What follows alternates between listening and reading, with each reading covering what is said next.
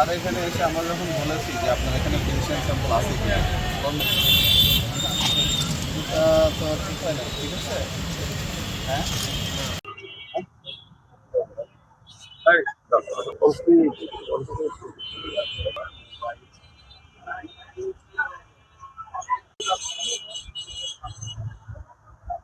একটু বিবেচনা করুন স্যার, হ্যাঁ? অল্প করেছি, অল্প করেছি।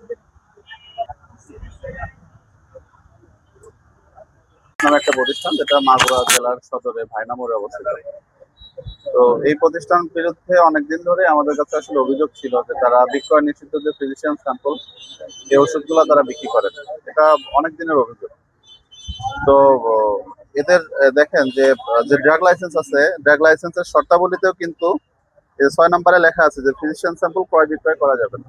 লাইসেন্সেরই নির্দেশনা, যেটা লাইসেন্সে নিষেধ করেছে যে ফিজিশিয়ান স্যাম্পল ক্রয় বিক্রয় করা যাবে না, কিন্তু উনি দীর্ঘদিন ধরে এই ব্যবসা করছেন, সেটা আমাদের কাছে অভিযোগ ছিল। তো অভিযোগের প্রেক্ষিতে আজকে আমরা এখানে এসেছি, এসে যে পরিস্থিতি দেখেছি, তারা বিভিন্ন ফিজিশিয়ান স্যাম্পল ঔষধ যাতে মানুষ বা আমরা বুঝতে না পারি এজন্য তারা ফিজিশিয়ান স্যাম্পল প্যাকেট থেকে বের করে কমার্শিয়াল প্যাকেটের মধ্যে লুকিয়ে বিক্রি করছে। হ্যাঁ, তো এরকম প্রচুর প্যাকেট আমরা বের করেছি যেগুলো কমার্শিয়াল প্যাকেট, বাট ভিতরে ওষুধ হচ্ছে ফিজিশিয়ান স্যাম্পল, যেগুলো বিক্রয় নিষিদ্ধ। এই ওষুধগুলো আমরা প্রচুর পরিমাণে পেয়েছি। সেই সাথে ওনার এখানে মেয়াদ উত্তীর্ণ ওষুধ পাওয়া গিয়েছে। শুধু মেয়াদ উত্তীর্ণ না, একই প্যাকেটের মধ্যে দেখা যাচ্ছে একটা ওষুধের মেয়াদ চলে গেছে ফেব্রুয়ারি মাসে, আর একটা ওষুধ আবার 27 সাল পর্যন্ত বেড়েছে। মানে একই প্যাকেটের মধ্যে ভালো ওষুধ, মেয়াদ উত্তীর্ণ ওষুধ একসাথে মিক্স করে বিক্রি করা হচ্ছে। এবং এই প্রতিষ্ঠানে একজন ফার্মাসিস্ট থাকার কথা।